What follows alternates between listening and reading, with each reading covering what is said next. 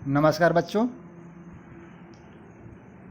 यशवंत कानेटकर के लेटर सी के video lecture में आज हम बात करने जा रहे हैं जो चैप्टर 2 के जो है लास्ट में लिखा हुआ है कंडीशनल ऑपरेटर्स। कंडीशनल ऑपरेटर के हेल्प से भी हम क्या करते हैं, डिसीजन लेते हैं। कंडीशनल ऑपरेटर का एक दूसरा नाम है टर्नरी ऑपरेटर, क्योंकि इसमें इसको एक्शन के लिए जो है 3 ऑपरेंड की ज़रूरत पड़ती है।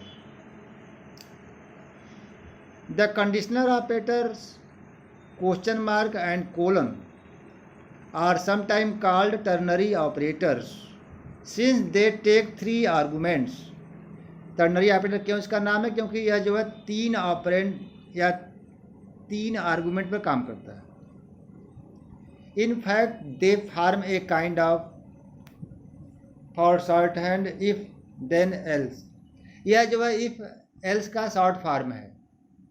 The general form is expression 1 question mark, expression 2 colon, expression 3। ठीक है, इसका जनरल सिंटैक्स यही है। अब देखिए कैसे वर्क करता है। What this expression says is, अब देखिए यहाँ लिखा हुआ है कि if expression 1 is true, expression 1 यदि ट्रू होता है, ट्रू का अर्थ है कोई भी non zero value, then the value returned will be expression 2।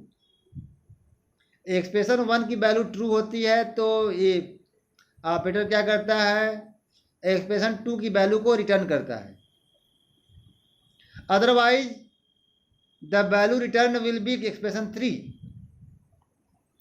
तो यह सिंटैक्स यह कह रहा है कि एक्सप्रेशन 1 में जो एक्सप्रेशन या जो वैल्यू है वह नॉन जीरो है, ट्रू है, तो एक्सप्रेशन 2 में जो कुछ भी एक्सप्रेशन 2 में जो कुछ भी दिया जाएगा उसको यह रिटर्न करता है। और ऐसा हो सकता है कि एक्सप्रेशन फॉल्स हो। एक्सप्रेशन 1 की वैल्यू अगर फॉल्स होगी तो एक्सप्रेशन 3 में जो वैल्यू है या वहाँ पर जो भी ऑपरेंड है, कांस्टेंट है, उसको यह रिटर्न करेगा। ठीक है, let us understand this with the help of a few example. आइए इसको हम जो है एक एग्जाम्पल से समझते हैं। यहाँ पर हमने 2 इंटीजर वेरिएबल बनाया एक्स वाई, और उसके बाद स्कैनअप फंक्शन के हेल्प से जो है एक्स में जो है एक इंटीजर वैल्यू लिया। अब यहाँ पर देखिए एक एक्सप्रेशन लिखा है Y assignment by, round bracket में लगाया गया है ternary operator, X is greater than 5 question mark 3 colon 4, round bracket close कर दिया गया, उसके बाद सेमी कोलन लगाया गया। This statement will store 3 in Y if X is greater than 5। X की वैल्यू जो कीबोर्ड से हम लेंगे, यदि वह 5 से ग्रेटर होगा तब हम वाई में क्या असाइन हो जाएगा, 3, अदरवाइज 4 असाइंड होगा। ठीक है, ये जो कंडीशनल ऑपरेटर है इसका जो है इफ एल्स के फाइल में देखिए नीचे लिखा हुआ है if x greater than 5 y assignment 3 else y assignment 4। तो इफ एल्स का जो ये कोड है इसको टर्नरी ऑपरेटर में Y assignment by round bracket में X greater than 5 question mark 3 colon 4 round bracket close semicolon लगाएंगे। अब इसके बाद दूसरा जो है दूसरा एग्जाम्पल देखते हैं। कैरेक्टर टाइप का एक वेरिएबल बनाए हैं CHARA सेमी कोलन, और वाई एक इंटीजर टाइप का वेरिएबल है। अब हम जो है कैरेक्टर टाइप का एक वैल्यू कीबोर्ड से ले रहे हैं, तो इसके लिए फॉर्मेट लिख रहे हैं स्कैनअप राउंड ब्रैकेट में डबल कोट्स के अंदर %C comma address operator A। हमने कीबोर्ड से जो है एक कैरेक्टर इंटर कराया और उसकी वैल्यू को हम चेक कर रहे हैं, उसकी आज की वैल्यू को चेक कर रहे हैं। A इज ग्रेटर देन और equal to 65 and less than or equal to 90 question mark 1:0। तो यहाँ पर हम यह देख रहे हैं कि जो भी कैरेक्टर हम कीबोर्ड से रीड करेंगे वह 65 से लेकर 90 तक कोई भी कैरेक्टर जो है इस ASCII कोड वैल्यू का जो है मतलब स्मॉल कैप्स लेटर में कोई भी कैरेक्टर जो है ABCD A to Z type किया जाएगा तो यह एक्सप्रेशन जो है 1 रिटर्न करेगा और वह वैल्यू y में स्टोर हो जाएगा। अदरवाइज y में क्या रिटर्न करेगा, y में स्टोर होगा 0। आगे देखते हैं नेक्स्ट। अगला पॉइंट कह रहा है it is not necessary that conditional operator should be used only in arithmetic statement. यह कोई ज़रूरी नहीं है कि कंडीशनल ऑपरेटर जो ओनली अरिथमेटिक स्टेटमेंट के लिए यूज होता है। This is illustrated in the following examples. इसको हम नीचे एग्जाम्पल से समझते हैं। आई एक इंटीजर टाइप का वेरिएबल है और इसमें हम कीबोर्ड से वैल्यू ले रहे हैं तो इसके लिए हमने स्टेटमेंट राइट किया। स्कैन एफ डबल कोट्स के अंदर राउंड ब्रैकेट में %d कामा एड्रेस एट आई। अब इसके आगे कंडीशनल ऑपरेटर लगा रहे हैं, राउंड ब्रैकेट के अंदर लिख रहे हैं i इक्वल टू 1। एक्सप्रेशन 1 की वैल्यू है i equal to 1 question mark. First expression 2 में देखिए हम क्या लिख रहे हैं प्रिंटफ, उसके अंदर में एक मैसेज लिख रहे हैं अमित कोलन। दूसरा में एक्सप्रेशन 3 में देखिए क्या लिख रहे हैं हम प्रिंटफ, मैसेज जहाँ लिखना होता है डबल कोट्स के अंदर वहाँ लिख रहे हैं all and sundry, double quotes close किया, राउंड ब्रैकेट लगाया, इसके बाद सेमीकोलन लगाया। तो यहाँ हम यह देख रहे हैं कि अगर कीबोर्ड से वैल्यू 1 टाइप किया जाएगा तो अमिट प्रिंट करेगा और कोई दूसरा वैल्यू जब टाइप किया जाएगा ऑल एंड सन्ड्री प्रिंट करेगा। ठीक है बच्चों। अगला एग्जांपल, एक कैरेक्टर टाइप का कांस्टेंट ले रहे हैं CHARCA असाइनमेंट बाई जेड को सिंगल कोट में जब राइट करेंगे तो वह एक कैरेक्टर कांस्टेंट हो जाता है। इसके बाद इसमें हमने जो है प्रिंट कराया प्रिंट डबल कोट्स के राउंड ब्रैकेट में डबल कोट्स के अंदर %C लिखा। देखिए क्या प्रिंट करा रहे हैं, ए की वैल्यू देखिए राउंड ब्रैकेट के अंदर हम दे रहे हैं कंडीशनल ऑपरेटर मतलब टर्नरी ऑपरेटर लगा रहे हैं। कैसे लगा रहे हैं, A is greater than or equal to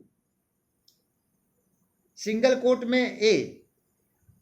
अगर ऊपर दिया हुआ कैरेक्टर जो है ए से मैच कर जाएगा तो क्या प्रिंट करेगा, ए प्रिंट करेगा। जो कैरेक्टर जो है मैच करेगा वो प्रिंट करेगा, अदरवाइज नॉट प्रिंट करेगा। ठीक है।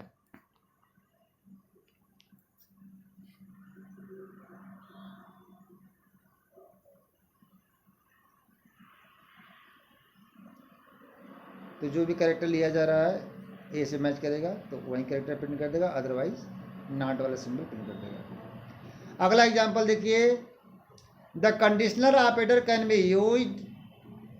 Can be nested as shown below. Conditional operator को हम नेस्टेड फॉर्म में यूज कर सकते हैं। इसके लिए हम जो है 4 वेरिएबल बनाए INT big comma A comma B comma C semicolon. Big assignment by round bracket के अंदर देखिए क्या लिख रहे हैं A is greater than B question mark. अब एक्सप्रेशन 2 में हम क्या लिख रहे हैं, वहां पर अगेन टर्नरी ऑपरेटर लगा रहे हैं A is greater then C question mark 3:4। इसके बाद जो है कोलन लगा रहे हैं इसको राउंड ब्रैकेट के बाद। इसके बाद B greater than C question mark 6:8। ठीक है। तो जैसा कि आप जानते हैं ABC की वैल्यू के अकॉर्डिंग जो वैल्यू कीबोर्ड से लिया जाएगा उसके अकॉर्डिंग जो है, जब कंडीशन ट्रू होता है तो एक्सप्रेशन, जहाँ पर हम कंडीशन टेस्ट करते हैं एक्सप्रेशन 1 ट्रू होता है तो एक्सप्रेशन 2 चलता है, अदरवाइज 3 चलता है। यही जो है नेस्टेड फॉर्म में भी यही फॉलो करता है। अगला case, check out the following conditional expression A greater than B question mark, G assignment A colon, G assignment B semicolon. अगर यह स्टेटमेंट सी प्रोग्रामिंग में लिखते हैं तो एल वैल्यू रिक्वायर्ड बोलकर लिखकर इधर आता है, और इसको राइट मोड्स जो हमारा एक्सप्रेशन 3 है, और यहाँ पर अगर हम जो है राउंड ब्रैकेट के अंदर राइट कर लेते हैं तो हमारा जो एल वैल्यू रिक्वायर्ड जो है डिसमिस हो जाता है। इसका रीजन क्या है? देखिए लिखा है, in absence of parenthesis the compiler believe that B is being assigned to the result of the expression to left of second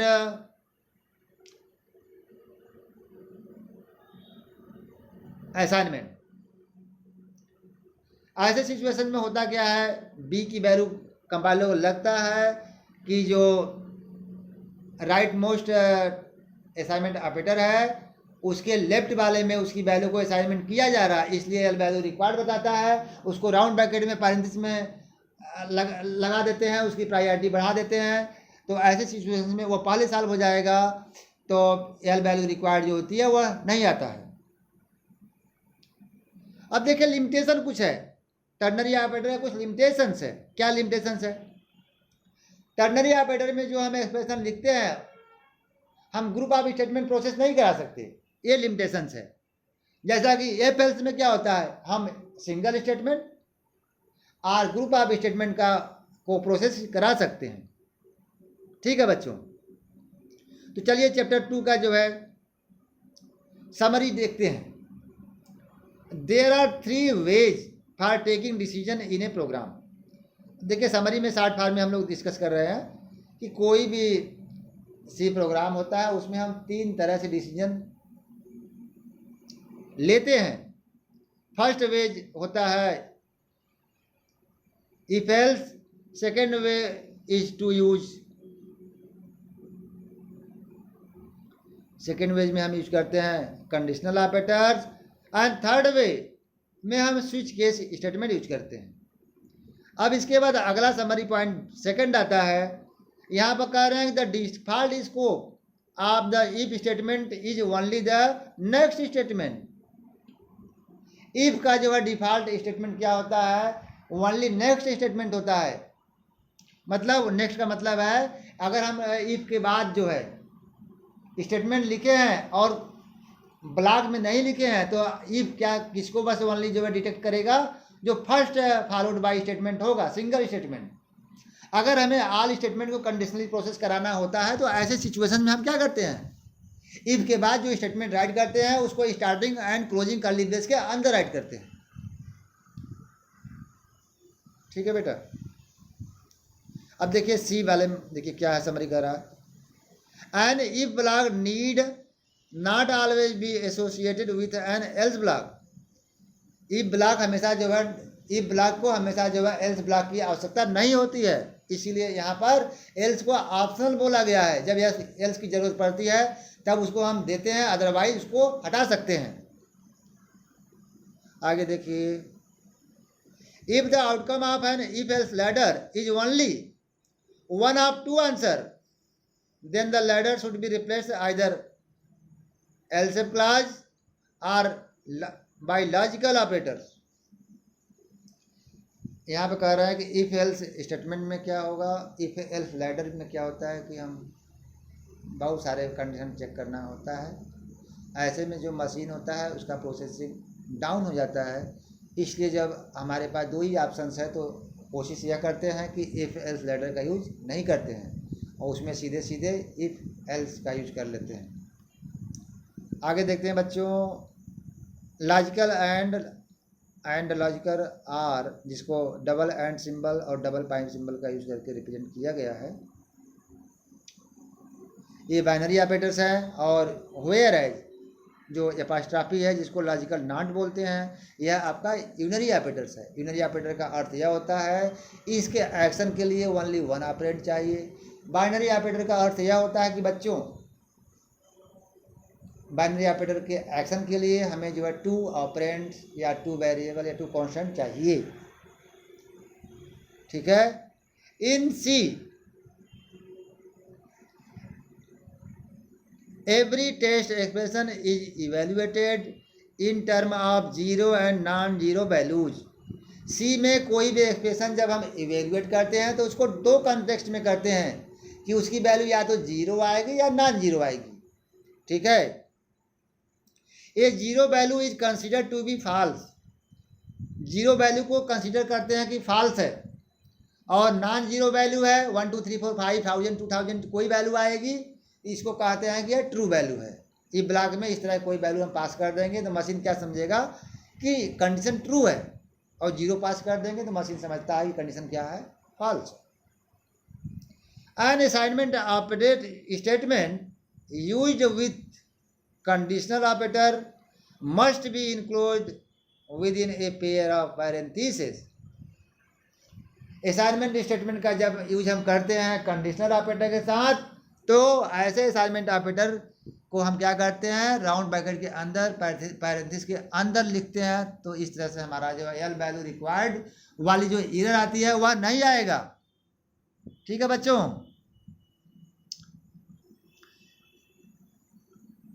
ठीक है बच्चों, तो इस वीडियो में इतना ही। आप पढ़ते रहिए, हम आपके लाइक करने के लिए नहीं कहेंगे। आपको अच्छा लगेगा तो लाइक करिएगा, नहीं अच्छा लगेगा तो मत लाइक करिएगा। ठीक है बच्चों, थैंक यू।